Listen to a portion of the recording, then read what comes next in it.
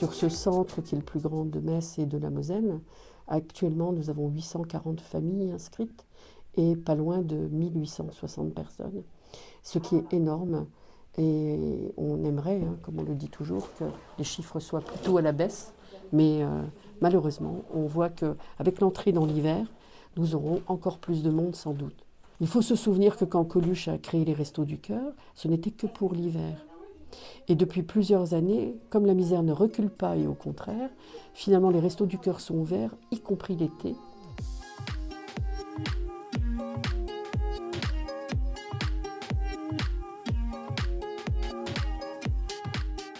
Ce qu'on attend de nos bénévoles quand ils viennent pour nous aider, il y a d'abord sur les 3 jours d'ouverture, il y a 2 matinées qui sont dédiées à la réception des marchandises. Donc nous avons besoin d'hommes, de femmes fortes qui peuvent soulever des caisses et des cartons parce que l'accès chez nous ne se fait pas de plein pied. Il faut descendre une rampe.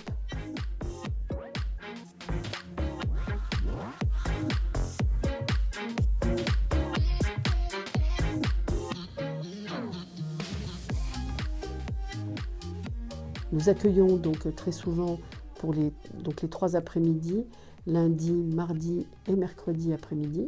Nous procédons à la distribution. Nous accueillons donc les personnes pour leur donner leur colis alimentaire qu'ils viennent chercher une fois par semaine. Petit à petit, je me suis rendu compte qu'il y avait un réel besoin, au vu du nombre de personnes bénéficiaires, de mieux calculer en respectant les normes des Restos du Cœur pour que toutes les familles aient suffisamment à manger et suffisamment de points. Alors c'est ce qui est un peu compliqué à comprendre, mais on calcule donc en fonction des aliments, on calcule les valeurs de points qui correspondent, ça s'additionne et on doit remplir le caddie en respectant un nombre de points en fonction du nombre de personnes qui composent la famille. Voilà.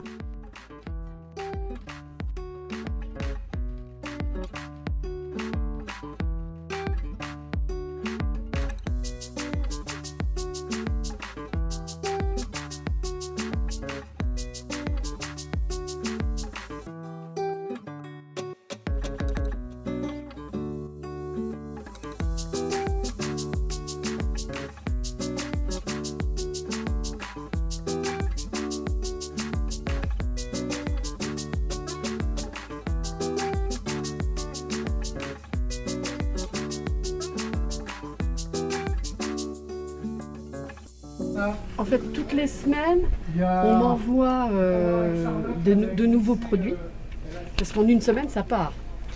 Et pour avoir de nouveaux produits, on va calculer ce dont j'ai besoin en protides, en accompagnement, en dessert et en laitage.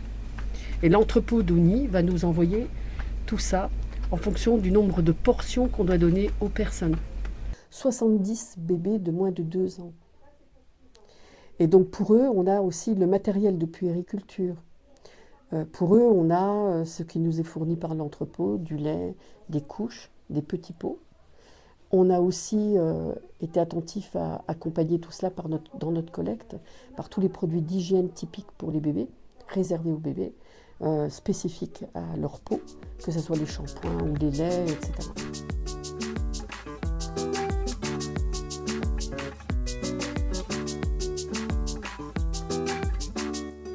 Ce vestiaire qui est au-dessus de l'endroit où on recueille la nourriture,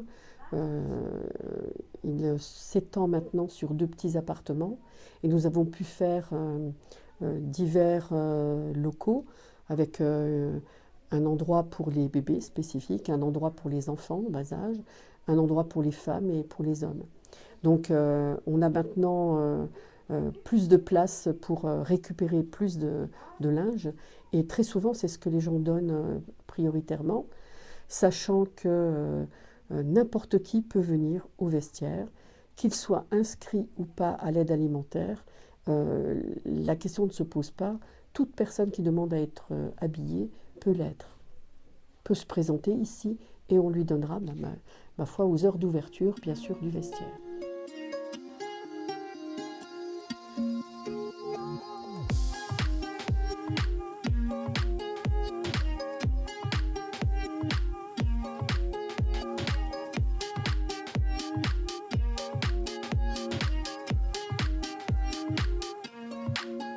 Alors, on s'était rendu compte que pour laver son linge, il faut quand même avoir un certain nombre d'euros sur soi. Et pour nous, c'était important de proposer du lave-linge et du sèche-linge gratuit. Donc on voulait proposer à ces étudiants un lieu d'accueil spécifique pour eux, avec une petite médiathèque, avec une possibilité aussi d'accéder peut-être s'ils avaient besoin à des ordinateurs, même s'ils en ont beaucoup à l'université et à l'école, mais on ne sait jamais, doivent se dérouler à Bellecroix également.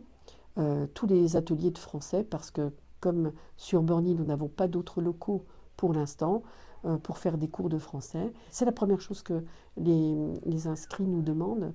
Et comme pour le vestiaire, il n'est pas nécessaire d'avoir une carte d'inscription au Resto du Cœur pour bénéficier des ateliers de français. Ça, j'insiste, parce que c'est quand même une spécificité, et tout cela étant gratuit, évidemment, pour tout le monde. Notre action ici est donc placée d'abord sur l'aide à la personne avant la distribution alimentaire. Pourquoi? Parce que l'aide à la personne, c'est plus important dans l'accompagnement, le suivi et le redressement des personnes qui ont de grosses difficultés, que l'aide alimentaire suit par derrière, quoi. Mais c'est un des objectifs qu'on a eu avec Eliane, de mettre en avant l'aide à la personne. On essaye de voir quels sont les besoins des personnes, et pour les aider, on va essayer donc de proposer ce qui correspond et qui leur permet d'avancer d'un cran.